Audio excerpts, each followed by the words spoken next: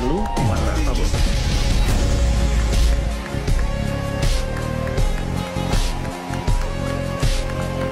Fenomena tadi baru-baru ini sedang tren di berbagai sosial media. Setidaknya jenis konten tadi pernah lewat di timeline teman-teman, meski di-skip ataupun disimak dengan baik. Konten tadi menjelaskan bahwa di Indonesia pengetahuan tentang aset dan currency digital sudah meningkat. Baik itu pengetahuan yang benar atau hanya sekedar FOMO semata. Selamat datang di Gold Fiat Crypto, The Evolution of Currency. Uang menghubungkan semua kehidupan kita. Segala kegiatan, mulai dari kita bangun hingga tidur lagi, semuanya sangat berkaitan dengan uang. Tapi pernahkah kalian bertanya, apa itu uang sebenarnya? Dan bagaimana uang tercipta?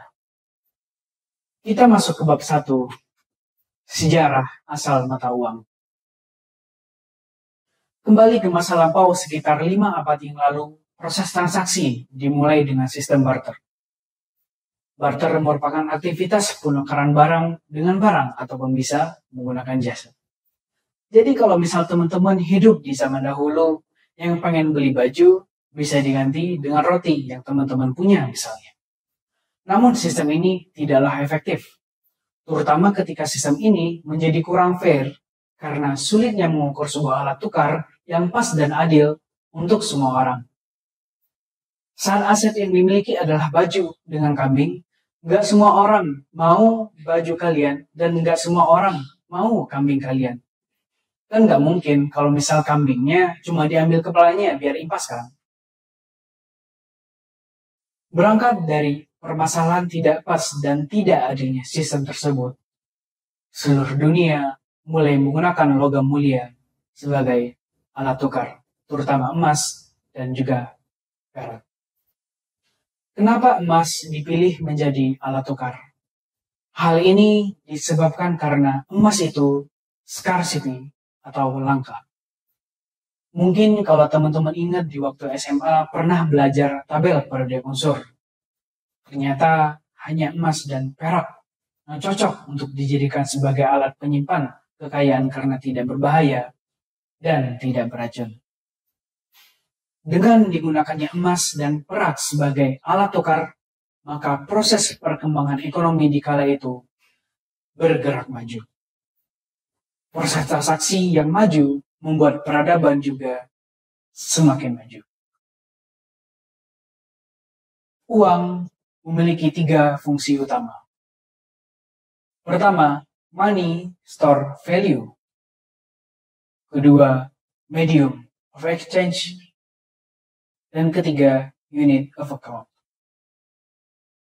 Ketika uang baru hadir, uang ini mengadopsi 3 fungsi ini secara berurutan.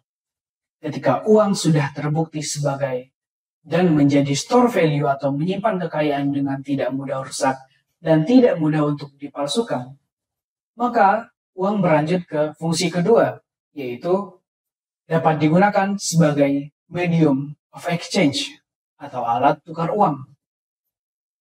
Semakin banyak orang yang menggunakan uang tersebut, maka uang dapat berfungsi sebagai unit of account.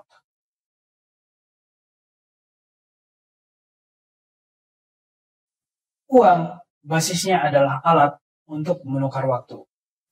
Ketika kita menukar uang rupiah, uang tersebut benar-benar menukar representasi dari jam kerja yang telah kita lakukan. Jadi ketika waktu adalah uang dan uang adalah waktu, maka permasalahan emas hadir karena emas tidak dapat sewaktu-waktu dapat dihasilkan ketika waktu kerja yang digunakan sudah harus ditukarkan. Selain itu, emas juga berat dan susah untuk dibawa kemana-mana dan rawan untuk dicuri. Maka lahirlah paper money atau uang kertas. Uang kertas lahir dari dinasti Tang, China. Pemerintahan dinasti Tang kala itu menjamin bahwa uang kertas dapat digunakan sebagai alat transaksi untuk pembelian barang ataupun jasa. Berlanjut ke benua Eropa, namanya berubah menjadi banknotes. Sistem uang ini dikeluarkan oleh bank sentral dengan konsep IOU, literally IOU. Misalnya kita ingin mendapatkan uang, kita tinggal pergi ke bank, bawa emas 10 gram. Nah, kertas ini dapat diganti menjadi emas yang telah kita bawa tadi. Kertas ini menjadi berharga karena menandakan bahwa bank berutang ke pemilik kertas sebanyak 10 gram. Namun ajaibnya, kertas ini sama dengan emas dan dapat ditukarkan dengan emas kapan saja. Masalah dengan mata uang yang di-backing dengan emas atau gold standard money adalah kita membutuhkan trust atau kepercayaan kepada bank untuk tidak menerbitkan mata uang yang melebihi cadangan emas yang ada. Pada tahun 1971, Presiden Nixon, Presiden US pada saat itu, mengumumkan bahwa The Fed atau Bank Sentral Amerika secara terang-terangan mengatakan bahwa uang tidak lagi dicetak berdasarkan emas, tapi hanya dengan modal kepercayaan. Maka, dari titik ini, kita akan memasuki pembahasan bab selanjutnya, fiat money era. Pada hari diumumkannya emas tidak lagi menjadi standar uang, maka lahirlah konsep fiat money. Jadi, konsep uang yang kita gunakan dalam 50 tahun terakhir ini tidak dibuat berdasarkan kepemilikan emas, namun hanya bermodalkan kepercayaan.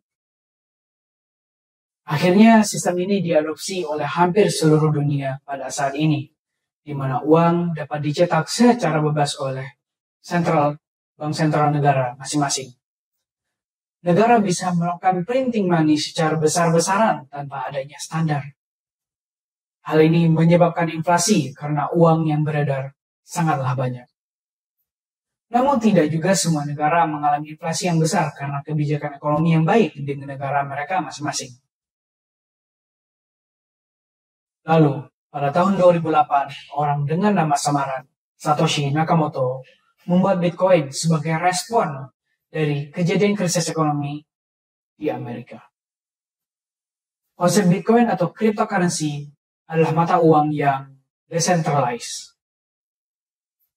Tidak hanya menghindari sentralisasi di bank sentral negara saja, decentralized ini membuat tidak ada wealth atau organisasi yang dapat mengontrol uang masyarakat.